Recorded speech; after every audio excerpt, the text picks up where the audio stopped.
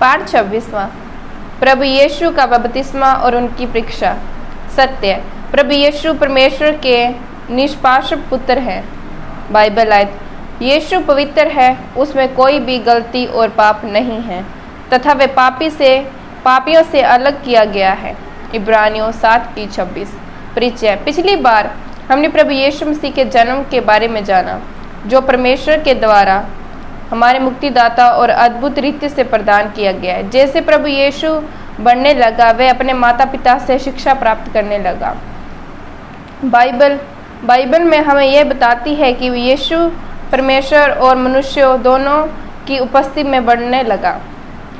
इसका अर्थ है कि शारीरिक क्षेत्र में ज्ञान और क्षेत्र में उसका विकास होने लगा। आज हम प्रभु यीशु की दूसरी वृद्धि के बारे में जानेंगे।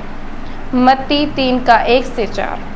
यूहन्ना भविष्यद्वक्ता, जो परमेश्वर ने प्रभु यीशु मसीह के मार्ग तैयार करने को भेजा था, यूहन्ना भविष्यद्वक्ता ने उन लोगों को अपने पापों से पश्चाताप करने के बारे में बताया। यूहन्ना ने कहा, पहला, यहोवा ही केवल सच्चा परमेश्वर है। दूसरा, परमेश्वर पाप से घृणा करता है और उसकी सजा देता है। पाप की सजा नरक की आग में अनंत की मृत्यु है।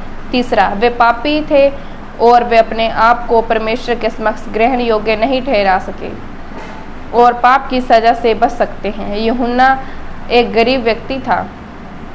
परमेश्वर पर विश्वास का अर्थ है यह नहीं कि व्यक्ति धनवान हो जाएगा।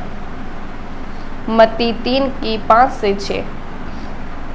लोगों ने पश्चाताप किया और यूहन्ना के काम द्वारा बपतिस्मा लिया, किंतु बपतिस्मा के द्वारा वे अपने पाप से नहीं बच सकते। पाप का मूल्य केवल मृत्यु है। बपतिस्मा केवल एक चिन्ह है जो दर्शाता है कि जो लोग अपने पापों से मुक्ति पाने के लिए परमेश्वर पर विश्वास करने को राजी हो गए हैं। मत्ती 3:11। यूहन्ना के समय में धनी व्यक्तियों को दास जूते पहनाया करते थे, किंतु यूहन्ना ने कहा, वे इस योग्य भी नहीं कि मुक्तिदाता के जूते के फीते खोल सके। यूहन्ना केवल पश्चाताप का बपतिस्मा देता था, किंतु जो मुक्तिदाता पर विश्वास करेंगे वे उन्हें पवित्र आत्मा के द्वारा बपतिस्मा देगा। मत्ती 3:13-16। प्रभु यीशु पाप के कारण बपतिस्मा लेने नहीं आया था, किंतु वे परमेश्वर के नियमों को पूरा करने आया था। मत्ती 3:17।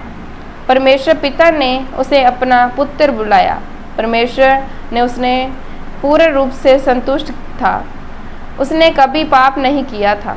जो कुछ उसने किया, परमेश्वर उससे प्रसन्न था।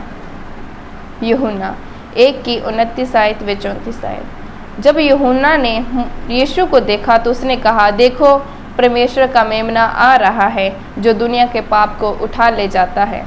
परमेश्वर ने प्रभु यीशु को दुनिया में पाप का मूल्य चुकाने को भेजा। जो मेमना पहले बलिदान किया जाता था, वे एक चित्रण था जो प्रभु यीशु अब करने जाएंगे। क्योंकि यीशु परमेश्वर है, इसलिए वह यूहन्ना से पहले विद्यमान था।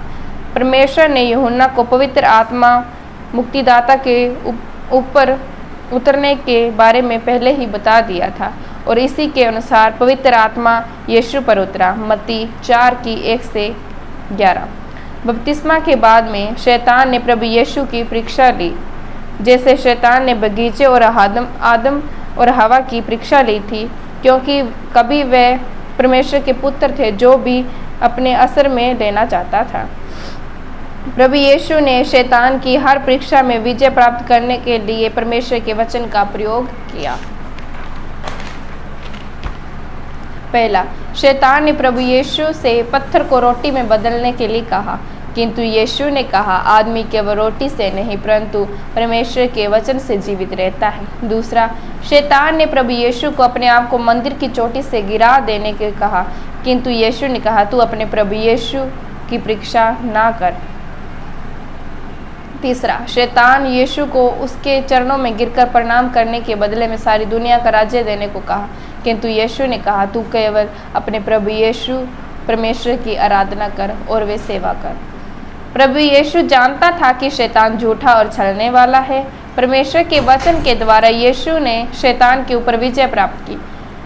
प्रभु यीशु ने परमेश्वर के वचन का अन्य आज्ञा पालन नहीं किया। अगर यीशु पापी होता तो वे हमारे मुक्तिदाता कभी नहीं हो सकता था।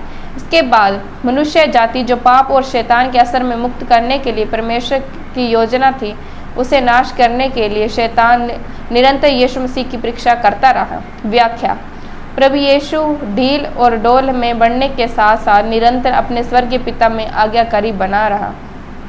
जब प्रभु यीशु ने बपतिस्मा लिया तब पिता ने उसकी आज्ञाकारिता का परिणाम इस प्रकार कहने के द्वारा दिया, तुम मेरे प्रिय पुत्र हो जिससे मैं तुमसे प्रसन्न हूँ। जब हम परमेश्वर की आज्ञाकारी होते हैं तो परमेश्वर हमसे प्रसन्न होता है। जब कभी हम प्रभु यीशु के शैतान के द्वारा परीक्षा में पड़ा था तो उसमें विजय प्राप्त करने के लिए परमेश्वर के वचन का सहारा लेता था। हम भी परमेश्वर के वचन की जानने की जरूरत है जिससे हमें शैतान परीक्षा में का सामना कर सके। पूछे, इस कहानी में आपको कौन सी बात अचंभित करती है? इस कहानी में सबसे बड़ा रुचिकर कौन थी? चुनौती: जो भी इस सप्ताह में आपने सीखा है वे दूसरों से को भी सिखाएं। हालेलुया। अगर आप प्रार्थना कराना चाहते हैं और इस वचन के बारे में और जानकारी प्राप्त करना चाहते हैं तो नीचे दिए गए नंबर पर कॉन्टेक्ट करें। आमीन।